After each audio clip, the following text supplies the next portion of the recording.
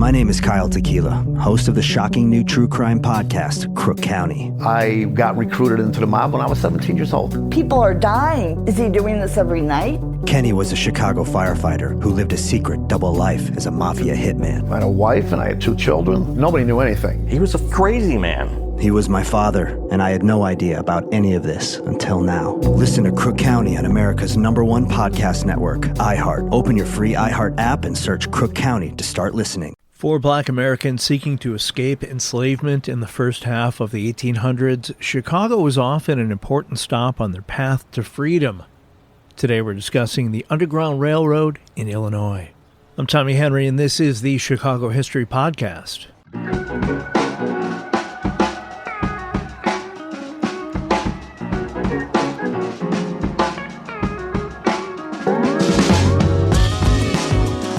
As many of you know, the Underground Railroad was not a railroad, and its pathways were rarely underground. The Underground Railroad is the name given to the routes set up to help freedom seekers escape enslavement by traveling to northern states and sometimes onward to slavery-free Canada.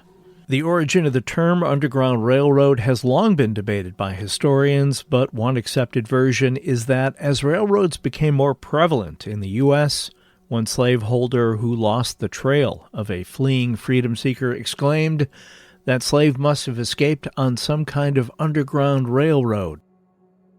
True or not, the phrase caught on with train terminology often used to help maintain secrecy surrounding the effort. Those seeking freedom were called passengers. Safe houses were called stations, and lines were routes indicating the paths to follow to avoid slave catchers. Guides were known as conductors, while trains and engines were covert references to farm wagons and teams of horses. While many think of the Underground Railroad as being a southern states effort, according to Larry McClellan, a historian and author of the book Onward to Chicago, Freedom Seekers and the Underground Railroad in Northeastern Illinois, quote, 10 to 15% of the activity of the Underground Railroad came through Illinois. A little background on Illinois' role in slavery. In 1787, the government of the Northwest Territory, present-day Illinois, Wisconsin, Indiana, Michigan, and Ohio, prohibited slavery. Well, kind of. Article 6 of the Ordinance of 1787 reads, "There shall be neither slavery nor involuntary servitude in the said territory otherwise than in the punishment of crimes whereof the party shall have been duly convicted, provided always that any person escaping into the same, from whom labor or service is lawfully claimed in any one of the original states, such fugitive may be lawfully reclaimed and conveyed to the person claiming his or her labor or service as aforesaid." As one researcher put it, this ordinance simultaneously banned and enforced slavery, a fact that still intrigues and baffles students of U.S. history. By authorizing a slaveholder to capture a runaway who made it safely into the Old Northwest, including the area that would become Illinois, Article 6 strengthened slavery with an immigration law that prevented the Northwest Territory from giving refuge to a slave. According to the Colored Conventions Project, after the United States became an independent nation, enslavers implemented term slavery to bypass the Northwest Ordinance's ban on slavery. They brought enslaved people into the state and required them to enter contracts to labor without pay for extended periods of time, sometimes well beyond their life expectancy, or as long as 99 years. By the early 1800s, Chicago, being fairly forward-thinking even back then, was mostly populated by Northerners with anti-slavery views, and issues involving slave catchers looking to recapture those seeking freedom appear to have been rare. Author, historian, and college professor William Seibert wrote the study, The Underground Railroad from Slavery to Freedom, published in 1898. According to Seibert, the greatest period of Underground Railroad activity was likely between the years 1830 through the beginning of the Civil War in early 1861. Much of the movement along the Underground Railroad in Illinois started along rivers bordering pro-slavery states such as Kentucky and Missouri. Because of its anti-slavery stance, Chicago was indignantly called a N-word-loving town, and an editor for the Cairo Weekly News in downstate Cairo, Illinois, dismissed Chicago as a sinkhole of abolition.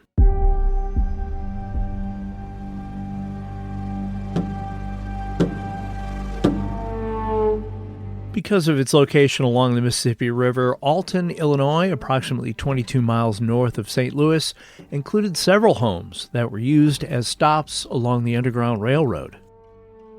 It was in Alton on November 7, 1837, that pro-slavery mobs from slave state Missouri attacked the printing press of Elijah Lovejoy, a Congregationalist minister originally from New England who had written numerous columns advocating in favor of universal abolition. Lovejoy had begun his efforts in St. Louis with an anti-slavery newspaper called the St. Louis Observer. After the newspaper's printing press was destroyed for a third time by a pro-slavery mob, the newspaper was relocated to Alton, Illinois, and renamed the Alton Observer. Unfortunately for Lovejoy and the cause, violence followed him across the river.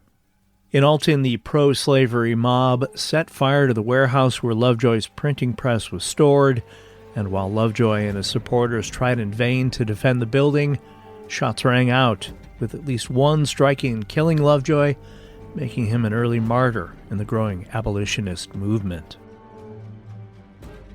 Shortly after Lovejoy's murder, a meeting was called in Chicago not to sympathize with the efforts of abolitionists, but to condemn the assault on the freedom of the press. The meeting was held on the third floor of the Saloon Building, a public hall on the corner of Clark and Lake Streets.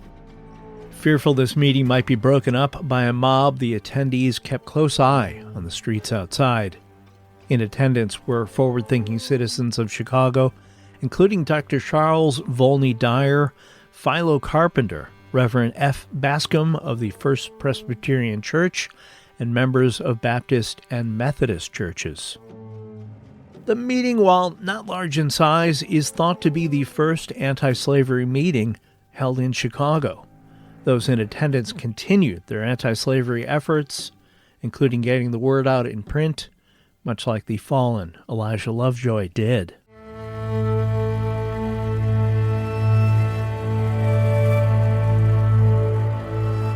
A few months after Elijah Lovejoy's murder, Benjamin Lundy, a Quaker and anti-slavery pioneer who published a paper called The Genius of Universal Emancipation, decided to leave Philadelphia to move to Illinois. According to the book Discovery and Conquests of the Northwest and the History of Chicago, Volume 2 by Rufus Blanchard, published in 1900, the last compliment paid him before he left Philadelphia was the burning of all his worldly effects by the mob in Pennsylvania Hall. After being printed by Benjamin Lundy in various cities and states, his abolitionist newspaper had a new home, Lowell, Illinois, in LaSalle County. Using a borrowed printing press in nearby Hennepin, Illinois, Lundy continued printing his paper, on which its front page carried the motto, "We hold these truths to be self-evident, that all men are created equal, that they are endowed by their Creator with certain unalienable rights, that among these are life, liberty, and the pursuit of happiness." The motto and platform of Lundy's paper was for the restoration of the doctrines of the Declaration of Independence. Sadly, Lundy became ill with a fever and died after a brief illness on August 22nd, 1839. Another leading anti-slavery publication in Chicago was the Western Citizen, founded and edited by Zabina Eastman, which was published during the years 1842 to 1853. Eastman collaborated with Dr. C.V. Dyer and Philo Carpenter, both in attendance at that early anti-slavery meeting to strengthen local Underground Railroad routes. Massachusetts-born Deacon Philo R. Carpenter came to Chicago from Troy, New York in 1832 at age 27 to become the city's first pharmacist when he opened a drugstore on Lake Street. Carpenter became involved in various civic improvement efforts, serving on the boards of education and health, and co-founded the Chicago Relief and Aid Society and the Chicago Theological Seminary. At great risk to their own well-being, Philo Carpenter and his wife Ann Thompson Carpenter treated cholera patients. The couple sheltered roughly 200 freedom seekers at their two-story safe house at Morgan and West Randolph Streets in Chicago, as well as at the First Baptist Congregational Church. Chicago's Carpenter Street and a school are named for Philo Carpenter, and Racine Avenue was originally named Ann Street in honor of Ann Carpenter. Philo and Ann's daughter, Augusta Carpenter, is the namesake of Chicago's Augusta Boulevard. For those seeking freedom in Illinois, the further they traveled away from their oppressors, the better their chances they would not be recaptured and re-enslaved. This often meant traveling hundreds of miles on foot on unfamiliar paths, without food, without proper clothing, and often without shelter. Those sympathetic to the plight of freedom seekers willing to offer aid often did so at great risk to themselves and their livelihoods.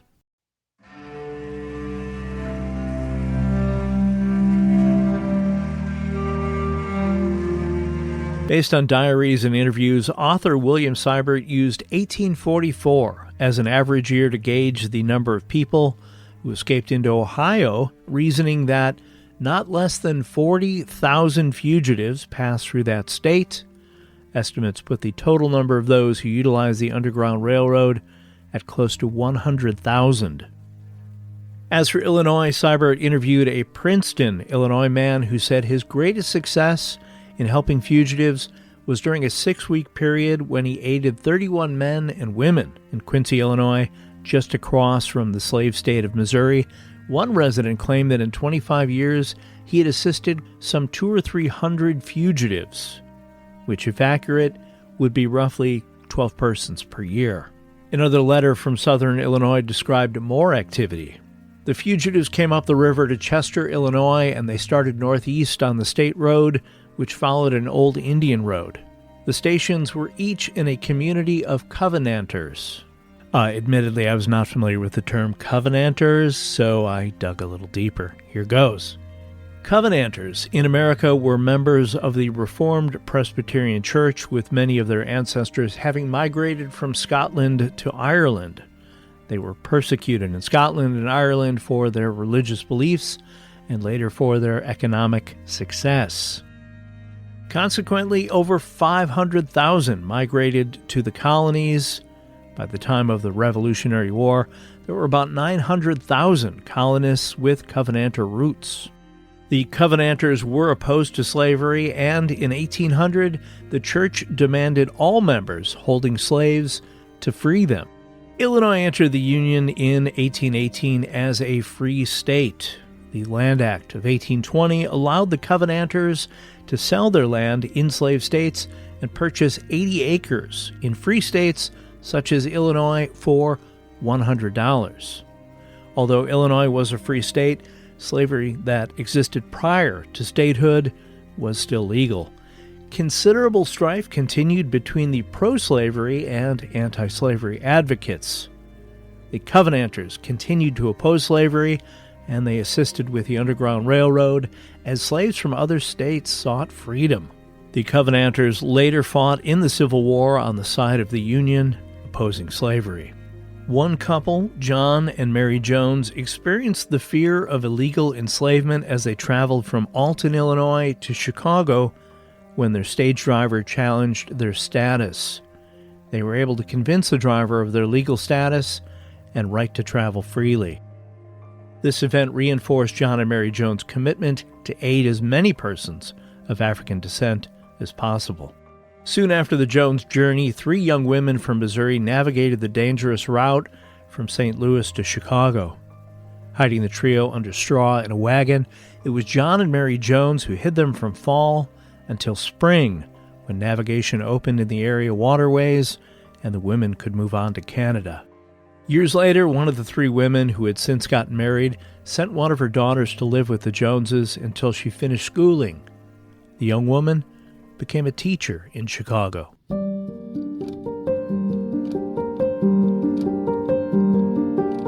I mentioned that the Underground Railroad didn't refer to an actual railroad, but in some cases, travel by rail was indeed used to transport those seeking freedom from enslavement.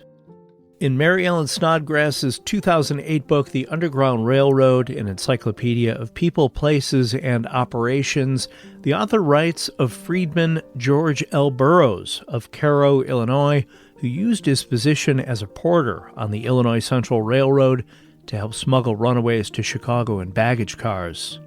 In Waukegan, Illinois, a black laborer named Marina transported passengers while working for grain dealer James Corey. Those who saw Marina and his companions thought Marina's companions were also employed by that grain dealer. Oakland, Illinois is in eastern Illinois, approximately 180 miles south of downtown Chicago. It was here in 1847 that Dr. Hiram Rutherford built his two-story frame house off the town square. Dr. Rutherford, Gideon Ashmore, a local hotel tavern owner, General Robert Matson, a slave owner from Kentucky with a farm north of Oakland, and Abraham Lincoln all became involved in the Matson slave trial in 1847. Each spring, General Matson would bring some of his Kentucky slaves to Illinois to work his farm and then take them back to Kentucky in the fall after the crops were harvested. One slave family, fearing the wife and children would be sold when they returned to Kentucky, fled and sought shelter with well-known abolitionists Rutherford and Ashmore. Matson filed a suit against Rutherford and Ashmore in the circuit court under the Black Law, we'll get to that in a minute, demanding damages in the sum of $2,500 or $500 for each slave. The case was heard in circuit court in Charleston in October of 1847.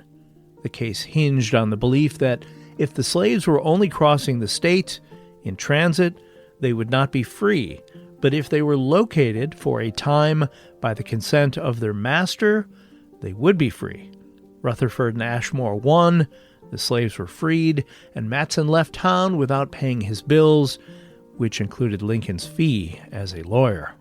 Yes, I said Lincoln's fee. In this case, Abraham Lincoln was there on behalf of the plaintiff, Robert Matson, and defended the slave owner's right to reclaim enslaved people. This case is considered the only incident where Lincoln was most definitely on the wrong side of things.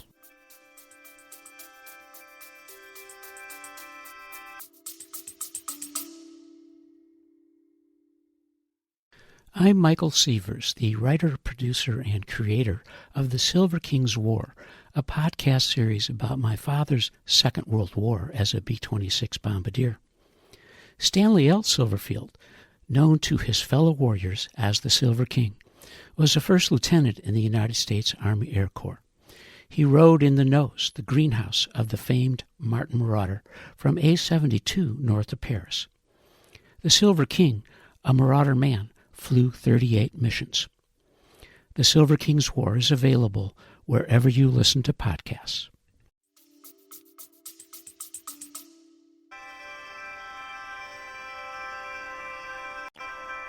A little information on Illinois' Black Laws, aka the Black Codes.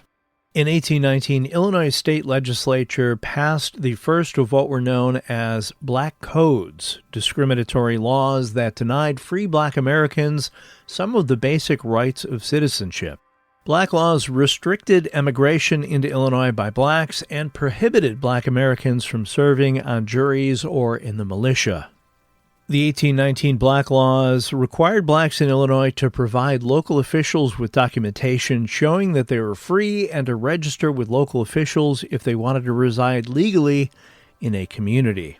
Black Americans who could not prove their free status could be arrested, deemed a runaway slave, and sold to perform labor without pay for up to 1 year.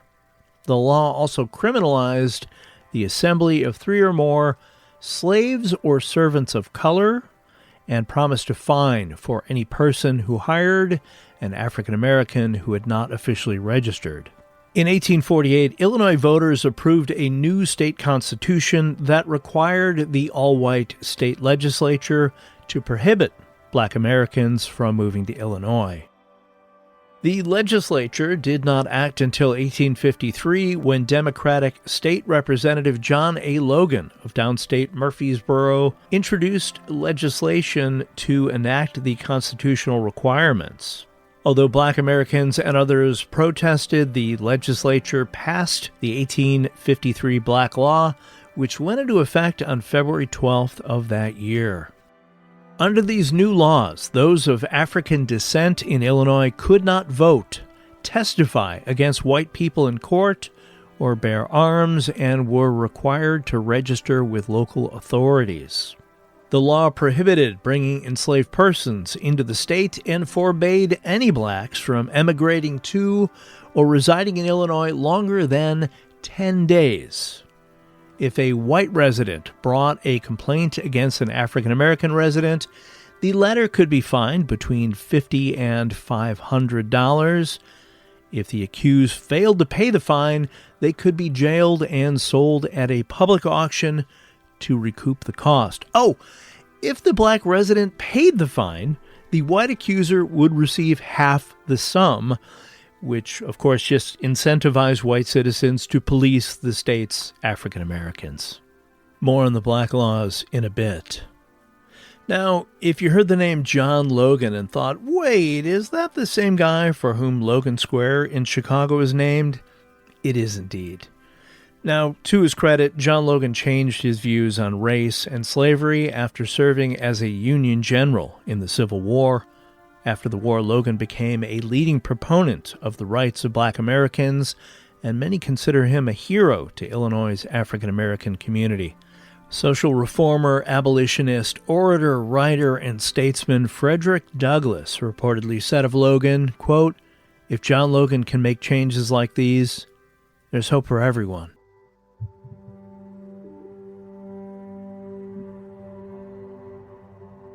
Approximately 35 miles south of downtown Chicago is the suburb of Park Forest, founded by early settlers in an area including Methodists Joseph B. Batcheldor and his wife Louisa Ann Batcheldor. Until their untimely deaths at age 27, the Batcheldors sheltered freedom seekers at their farm near Western Avenue and Sauk Trail.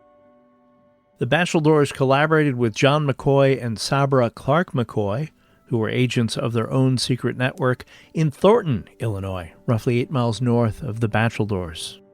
Chicago's 1848 census listed a total population of 20,028 people, with just 288 of those persons claiming African descent. These numbers likely do not reflect those who passed through Chicago on their way north to avoid pursuers. According to Christopher Robert Reed's 2005 book, Black Chicago's First Century, one group of 5 adults and 1 infant came through Chicago that year. Their destination was Whitehall, Michigan, aided by abolitionists supporting the Chicago Underground Railroad. One of the 5 adults was future Chicago Civil War soldier James Green, whose back still bore the marks of his frequent beatings. Another was Mariah, who carried the infant fathered by their former enslaver. Arriving in Michigan, the group carried a letter of introduction from the Chicago abolitionists for their new benefactors, including Black American station master Walter Duke. Duke aided the group in adjusting to their new lives. James Green soon married Mariah and adopted the infant son. James Green would return to Chicago in 1857 to become a permanent resident until his service in the 29th Regiment, Illinois, United States Colored Troops.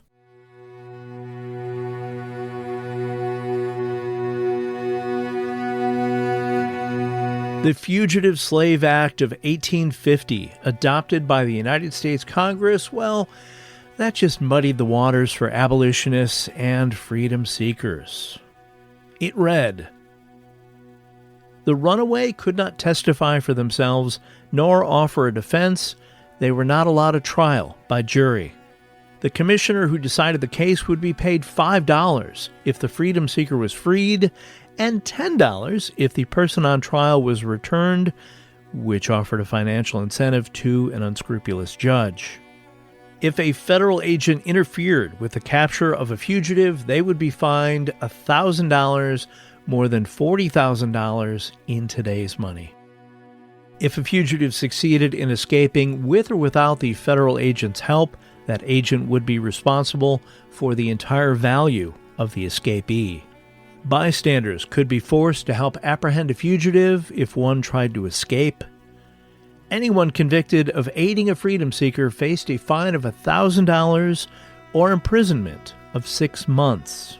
After the Fugitive Slave Act was passed, slave catchers often abducted black people even if they had certificates of freedom, selling them into slavery in southern states. Black and white abolitionists converged on the Chicago Common Council to protest Senator Stephen A. Douglas's support of this bill. According to the Encyclopedia of Chicago, after the 1850 Fugitive Slave Law went into effect, 300 members of Chicago's black community met at the Methodist Church to form the Liberty Association with the goal of preventing the seizure of blacks in the city by slaveholders and anyone in their employ. One report claimed that members of the Liberty Association arrived at the office of the Justice of the Peace and freed numerous fugitive freedom seekers who were about to be transported back south. Thousands of Chicagoans stood by, cheering this moment in Chicago history. In October of 1850, a slave catcher from Missouri arrived in Chicago and was promptly told that if he stayed, his safety would be at risk. That's the Chicago way. Traveling north and east from the Mississippi down by St. Louis, Alton, and Quincy, Illinois, those seeking escape would follow Illinois river routes, taking the DuPage River to Plainfield. According to the Will County Bicentennial History, there were several homes that were part of the Underground Railroad. One station was reportedly a room built inside a woodpile. Sometime between 1846 and 1847, Quinn Chapel, Chicago's first AME congregation, African Methodist Episcopal, opened its doors at its new location at Jackson and Dearborn at the site of the present-day Monadnock building. This location became the base for women champions serving as conductors of the Underground Railroad, especially the Big Four, which included Emma Jane Gordon Atkinson, Joanna Hall, likely Mary Richardson Jones, and someone called Aunt Charlotte. Also working at Quinn AME was Emma Atkinson's husband, Isaac Atkinson. The couple was part of a small but growing black community in Chicago. Hiding 16 freedom seekers until they could safely make their way to Canada, Aunt Charlotte avoided all contact with outsiders until late one night when 2 white visitors stopped by. Charlotte opened the door and after a moment whispered, "I sure thought you was them catchers until you spoke." As for the 16 passengers at the church, Charlotte remarked, "Poor things. I must wake them at 2 a.m. to start them on their way." The Big Four proved themselves to be strong-willed and effective. According to Professor Nona Burney at a conference at Roosevelt University in Chicago in 2001, the women were, quote, phenomenal in the courage demonstrated in their involvement in the activities of the Underground Railroad, the institution-building skills exhibited in organizing churches, and the internal fortitude exhibited in working, raising children, maintaining homes in a time when their freedom and lives, and those of their husbands, brothers, sisters, and children were always in jeopardy. Moreover, while it is probable that most were unable to read, they made sure that their children learned to read and go to school. They acted as negotiators for goods and services along with being providers of same. Being African American and female developed into a double jeopardy, the likes of which were counterbalanced by the strength of soul and spirit which these women exemplified and passed on, making that notion a glaring contradiction.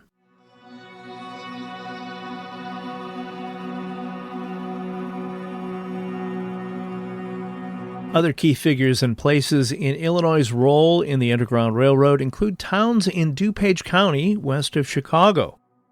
Glenette Tilly Turner's 1980 book, The Underground Railroad in DuPage County, Illinois, includes two branches of the Underground Railroad at Babcock's Grove, now Lombard, which operated in conjunction with Plainfield, Illinois, roughly 28 miles south and slightly west. Sheldon Peck and his family lived on 160 acres of farmland in a 1.5-story timber frame home completed in 1839. Peck was an outspoken, radical abolitionist who advocated for the immediate end of slavery as well as equal rights for Black Americans. He was a volunteer agent for the abolitionist newspaper Western Citizen, sharing the anti-slavery views of those who would listen. Numerous accounts support Peck's involvement as a conductor of the Underground Railroad. As a folk artist, he often traveled around Illinois and beyond, painting the portraits of those who hired him.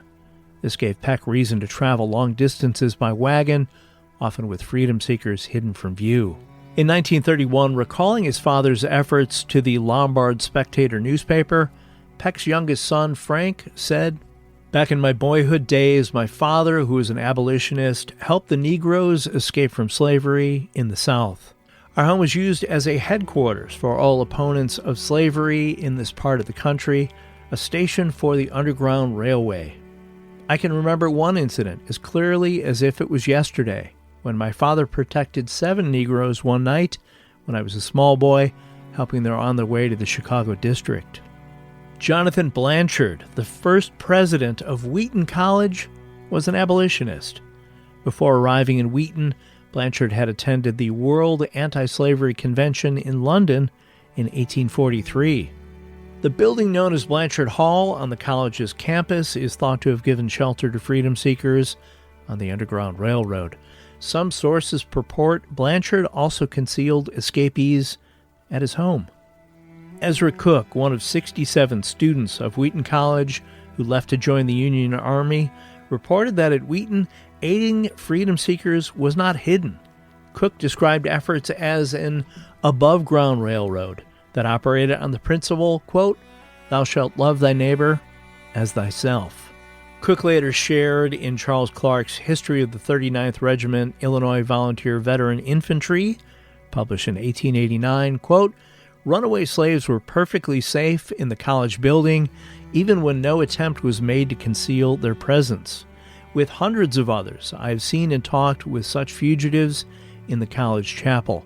Of course, they soon took a night train well guarded to the next station on the UGRR. Reports persist to this day that escaping Black Americans were housed throughout the college community, including at a house near the corner of College Avenue at President Street in Wheaton. Slightly further east in DuPage County, as many as 11 freedom seekers would be fed and clothed at a time by Avis Blodgett and Israel Porter Blodgett at their home in Downers Grove, Illinois. Thomas Filer lived in west suburban Glen Ellen, Illinois, and reportedly aided in the escape of many of those seeking freedom from slavery. According to the 1928 book Story of an Old Town, Glen Ellen, the Filer home was built in 1840 on what is now Crescent Boulevard. The walls of the Filer home were double, leaving a chamber about 3 feet wide running the length of the structure. It was in this 36-inch wide space that escapees could be hidden in case of emergency. At the rear of the house was a shaft that led to the basement. From the basement, with an entrance concealed under a stairwell, Filer built a tunnel running to the outside under a hill from the back of the house to a barn.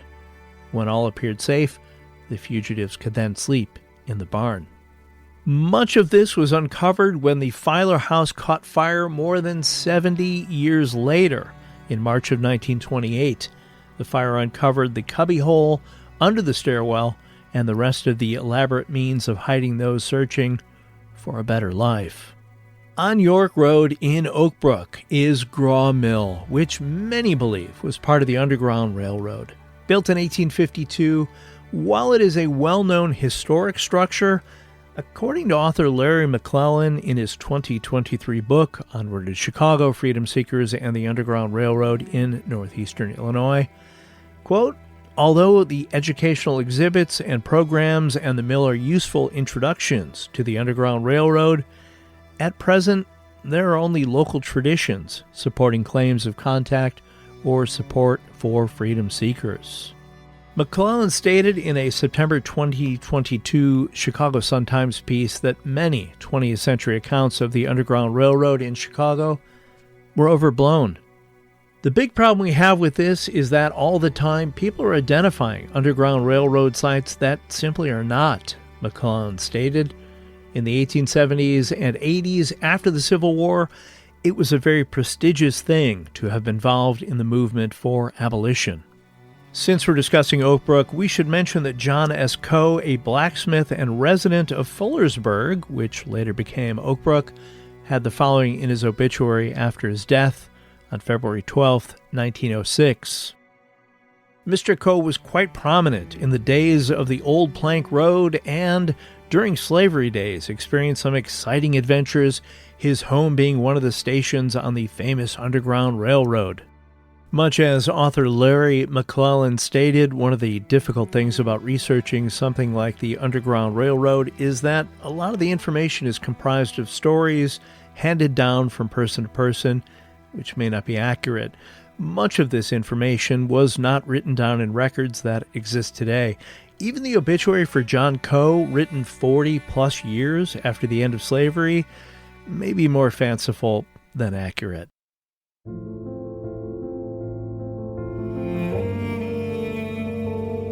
Glasgow, Scotland-born Alan Pinkerton is best known for his exploits as a spy for the Union during the Civil War and starting the Pinkerton Detective Agency here in Chicago. But he was also an abolitionist whose homes in the suburbs and later in Chicago proper were stops on the Underground Railroad. Dundee Township, roughly 50 miles northwest of Chicago, occupies a 6-square-mile area of Kane County, Illinois. It includes West and East Dundee, Carpentersville, Sleepy Hollow, Gilberts, and portions of Elgin, Barrington Hills, Hoffman Estates, and Algonquin. Established in 1835, Dundee would become home to Alan Pinkerton after he came to the United States from Scotland. From 1844 to 1850, Pinkerton lived in a log cabin near present-day 3rd Street and Main Street, aka Illinois 72, where he was a cooper building barrels for breweries. An avid reader, he read the autobiography by escaped slave Frederick Douglass and became a fervent abolitionist. His Dundee cabin's location near the Fox River made it an ideal stopping point for those heading north to Wisconsin and on to Canada. Pinkerton later moved to Chicago to become deputy sheriff of Cook County, quickly moving up the ranks, first to sheriff, and then became Chicago's first detective.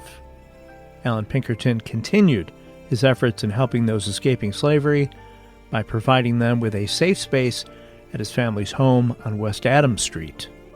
Alan Pinkerton, like many of the abolitionists mentioned today, is buried at Chicago's Graceland Cemetery.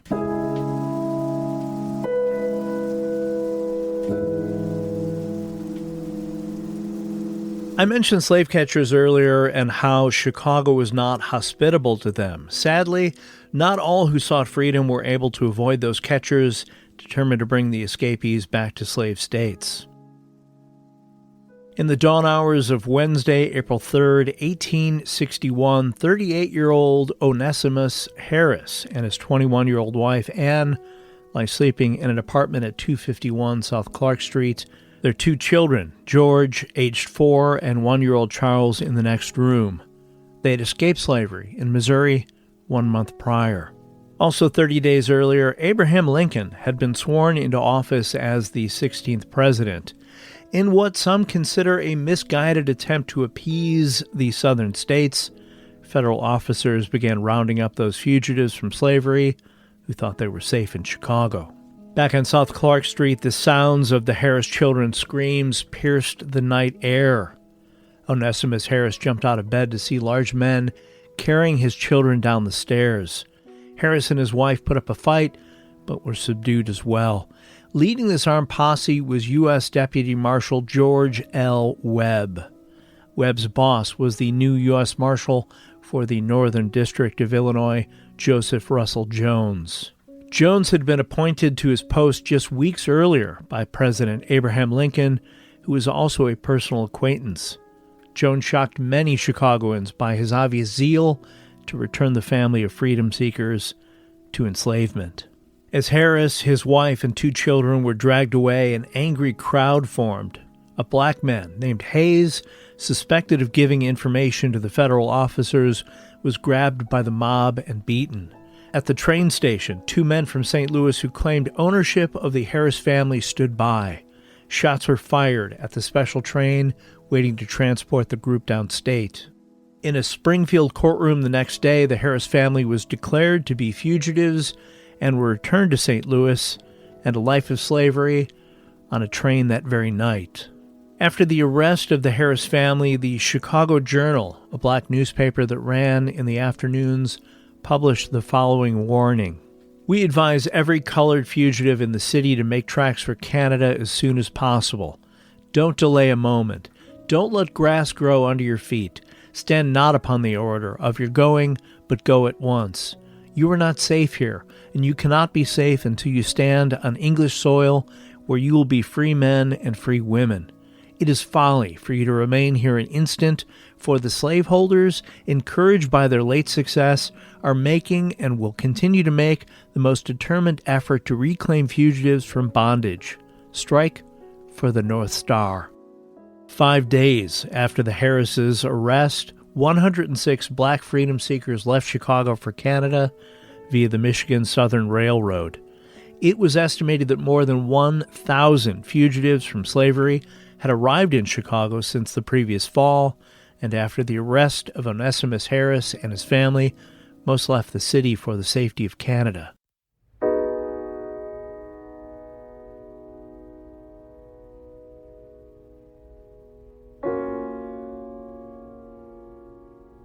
In September of 2022, a dedication was held at the black-owned Chicago's Finest Marina at 557 East 134th Place on Chicago's southeast side. This address was the site of the Ton Farm, settled by Dutch farmers and abolitionists Jan and A.G. Ton, who, in 1853, acquired property on the north side of the Little Calumet River. According to historians, this area was an important transportation route, and early settlers developed a ferry and a toll bridge across the river. Starting around 1837, heavy traffic between Chicago and Detroit was funneled across this ferry and bridge, and for the next 20-plus years, this also became a major route for the movement of those seeking freedom. The proximity of the Ton Farm to travelers going to and from Chicago provided opportunities for those looking to aid the Underground Railroad. The Tons, working with others in the area, assisted freedom seekers traveling by lake or overland from the Chicago area to Detroit and Canada. The original Ton Farm was 40 acres, although the historic buildings on the site are long gone. The Ton Farm was the first Underground Railroad site in Chicago to be recognized by the National Park Service's Network to Freedom Project. The 13th Amendment to the United States Constitution, which abolished slavery, was passed by Congress on January 31, 1865. Immediately after the U.S. House passed the 13th Amendment, Senator Lyman Trumbull telegraphed Governor Richard J. Oglesby of Illinois, urging him to ensure that President Lincoln's home state was the first to ratify the historic proposal.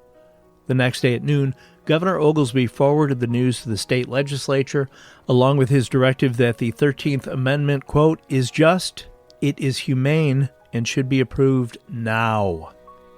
By 4:30 on the afternoon of February 1st, large majorities in both state chambers had ratified the amendment, making Illinois the first state to adopt the 13th Amendment.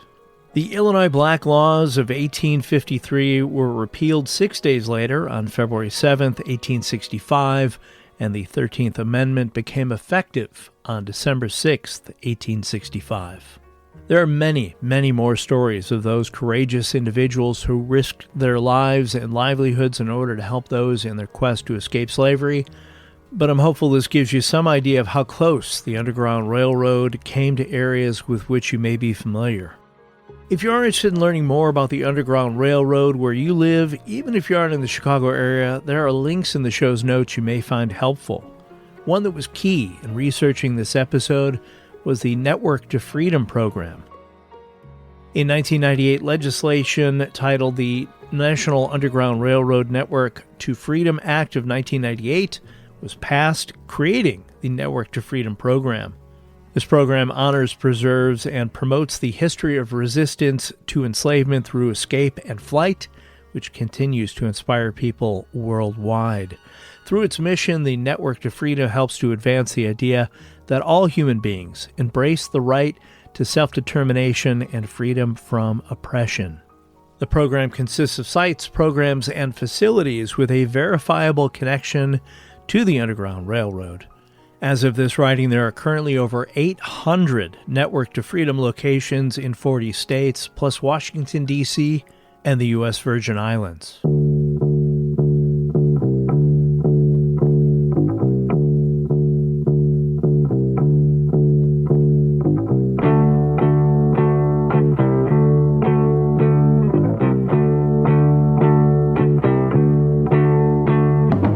Thanks for listening to today's episode about Illinois' Underground Railroad. As always, if you have questions about anything covered today or have a different topic you think might be a good fit for an episode of the Chicago History Podcast, send me an email at chicagohistorypod@gmail.com. Check out the Chicago History Podcast social media pages for pictures and clippings related to this week's episode, as well as those from past episodes. I have links to various books and other items about this subject if you'd like to learn more. Anything ordered through those links, not just the items listed, may earn a small commission for this podcast and help offset production costs at no cost to you. Thanks as always to John K. Schneider for creating the Chicago History Podcast logo and the art used on the social media pages. If you need creative work done for a project you have, send him an email at angeleyesartjks@gmail.com. If you would, please take a moment and like, subscribe, and kindly review this podcast wherever you listen to podcasts, and tell a friend about it. It helps me get the word out and reach new history fans and fans of Chicago. Get out and explore when possible. Learn more about whatever city you live in, and stay safe.